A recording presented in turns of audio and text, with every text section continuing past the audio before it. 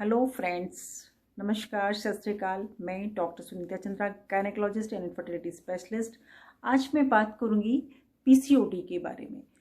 PCOD को हम polycystic ovarian disease कहते हैं। पॉलीसिस्टिक ओवेरियन डिजीज़ नाम से ही आप इसका मतलब निकाल सकते हैं। Poly means many, cystic any fluid filled space जो कि ओवरीज में होते हैं और जिनको हम फॉलिकल्स कहते हैं। तो means poly means many follicles in the ovary. Normally एक ओवरी में फॉलिकल्स का नंबर 8 to 9 होता है और दोनों ओवरीज में मिलाकर उसका नंबर 15 होता है। अगर फॉलिकल्स का नंबर 15 से ज़्यादा हो जाता है दोनों ओवरीज में मिलाकर तो हम पॉलीसिस्टिक ओवेरियन डिजीज़ कहेंगे। पॉलीसिस्टिक ओवेरियन डिजीज़ को हम पॉलीसिस्टिक ओवेरियन सिंड्रोम भी कहते हैं।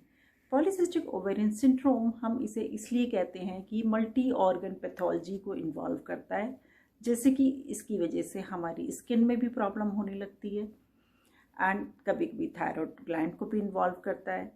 समटाइम प्रोलैक्टिन भी इसमें डिरेंज्ड होता है। अब हम बात करते हैं पॉलीसिस्टिक ओवेरियन डिजीज़ में सिम्टम्स क्या क्या होते हैं। मोस्ट कॉमन सिम्टम्स जो है पीरियड्स का इरेगुलर होना होता है। इसमें पीरियड्स डिलेड हो जाते हैं। नॉर्मली पीरियड का जो साइकिल होता है वो 28 to 35 डेज पर आते हैं, बट पीसीओडी के पेशेंट्स में साइकिल बहुत लेट आता है। कभी कभी ये मोर 45 डेज पे आता है एंड समटाइम तो 3 to 6 मंथ के लिए भी डिलेड हो जाता है। एंड पीसीओडी के पेशेंट्स में जो फ्लो होता है वो थोड़ा सा कम होता है एंड कम दिनों के लिए होता है। नॉर्मल फ्लो जो होता है पेशेंट्स में वो 4 to 5 डेज़ के लिए होता है, बट पीसीओडी के पेशेंट में कभी कभी 1 to 2 डेज़ के लिए होता है, बट समटाइम हैवी भी होता है। अगर पीरियड्स 3 to 6 मंथ पर आ रहे हैं, लेट आ रहे हैं, तब ऐसे पेशेंट्स में फ्लो कभी कभी हैवी होता है, जिसे हम मेनोरेजिया कहते हैं।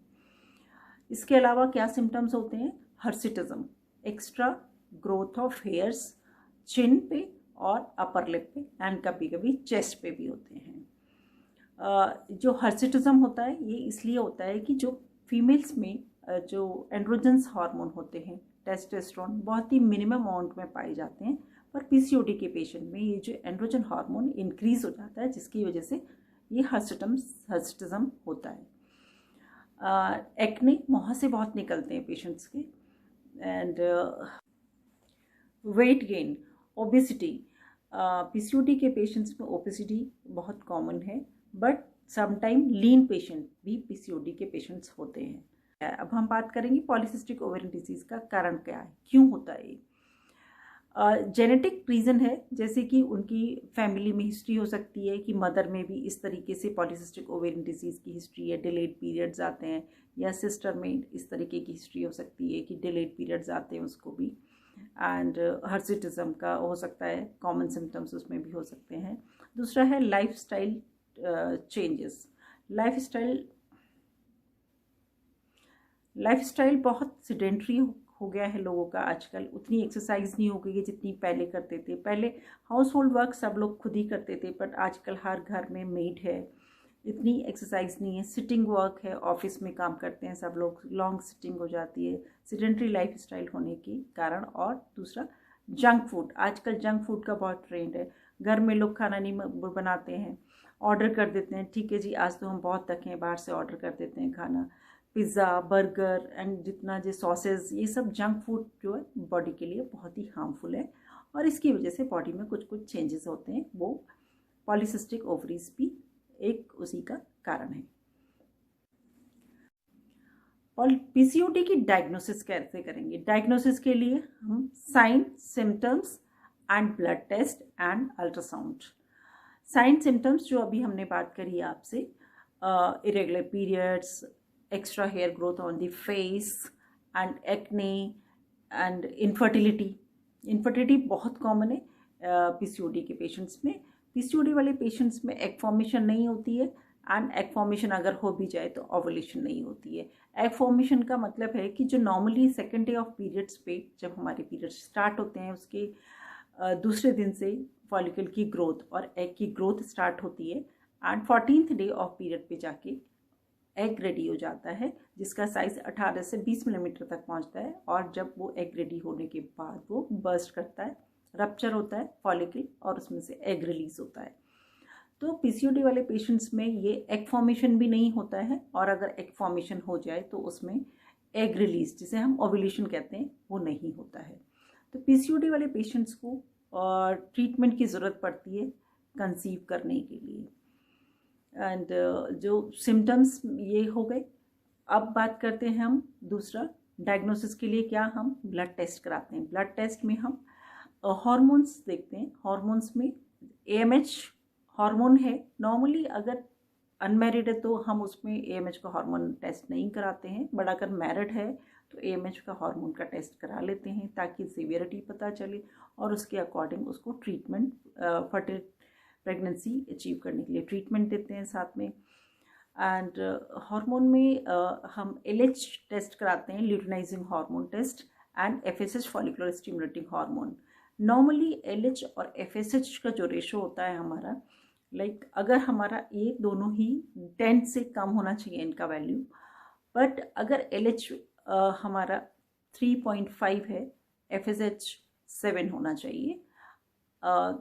नॉर्मली जो रेशो है इसका एफएसएच और एलएच का रेशो जो है 2:1 का होता है, बट पीसीओडी वाले पेशेंट्स में एफएसएच एंड एलएच का रेशो ऑल्टर हो जाता है, 1:1 हो जाता है या फिर 1:2 हो जाता है। एफएसएच का एफएसएच अगर 3.5 है तो एफएसएच 3.5 होने पे एलएच कितना हो जाएगा, या तो 3.5 सेम रहेगा या फिर वो 7 हो जाएगा या 8 हो जाएगा। मीन्स एफएसएच से ज़्यादा हो जाएगा एंड रेशियो ऑल्टर हो जाती है।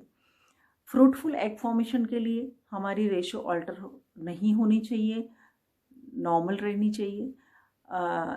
कभी कभी मैंने कुछ पेशेंट्स में ऐसा देखा कि एलएच का वैल्यू इवन 18 तक पहुंच जाता है, एंड इवन एएमएच का वैल्यू, एंटी मुलेरियन हार्मोन का वैल्यू भी कभी कभी 20, 23, रियली कुछ पेशेंट्स में इतना हाई पहुंच जाता है। ऐसे पेशेंट्स में एग की क्वालिटी बिल्कुल अच्छी नहीं होती है। एंड इसके अलावा और कौन से हार्मोन टेस्ट करा सकते हैं हम? Androgen hormones like testosterone and DHE. And इसके अलावा थायराइड फंक्शन टेस्ट करा सकते हैं जो इसमें इन्वॉल्वमेंट होता है कभी कभी, and prolactin hormone. Fasting blood sugar check करवाना चाहिए, फास्टिंग इंसुलिन लेवल चेक कराना चाहिए, एंड हीमोग्लोबिन A1C, जिसके थ्रू हम ये देख सकते हैं कि लास्ट 3 to 6 मंथ में उनका ब्लड शुगर कंट्रोल कैसा रहा है। क्योंकि पीसीओडी वाले पेशेंट्स में इंसुलिन का रेजिस्टेंस बढ़ जाता है, उसकी वजह से ब्लड शुगर हाई मिल सकता है। एंड ऐसे पीसीओडी वाले पेशेंट में ड्यूरिंग प्रेगनेंसी भी डायबिटीज़, जेस्टेशनल डायबिटीज़ जिसे हम कहते हैं, डायबिटीज़ होने के चांसेस भी होते हैं। And even later on life में, बाद में भी उनको टाइप 2 डायबिटीज़ होने के चांसेस रहते हैं। इसके अलावा हमारा जो फोर्थ हम डायग्नोसिस के लिए यूज़ करते हैं अल्ट्रासाउंड। अल्ट्रासाउंड में हमें मल्टीफॉलिकुलर ओवरीज मिलती हैं, लाइक फॉलिकल्स, एंड्रोफॉलिकल काउंट जिसे हम कहते हैं, वो हमारे नॉर्मल नंबर से ज़्यादा नंबर में मिलते हैं, जैसे कि मैंने पहले बताया आपको। इसके जो मल्टीफॉलिकुलर ओवरीज अगर अल्ट्रासाउंड पे मिल रही हैं, साथ में आप सिम्टम्स मिल रहे हैं पेशेंट को, लाइक ओलिगोमेनोरिया मतलब इरेगुलर पीरियड्स मिल रहे हैं, या फिर हाइपर एंड्रोजनीमा मिल रहा है, तब हम कहते हैं कि पॉलीसिस्टिक ओवेरियन डिसीज़ है। आज हमने डिस्कस किया है पॉलीसिस्टिक ओवेरियन डिजीज़ क्या होती है, क्यों होती है और कैसे होती है, पॉलीसिस्टिक ओवेरियन डिजीज़ के सिम्टम्स क्या क्या होते हैं और उसके लिए टेस्ट कौन कौन से रिक्वायर्ड होते हैं। पॉलीसिस्टिक ओवेरियन डिजीज़ को ट्रीट कैसे किया जाता है ये हम नेक्स्ट वीडियो में डिस्कस करते हैं। अब मैं आपको विदा लेती हूँ। नमस्कार, सत श्री अकाल, थैंक यू।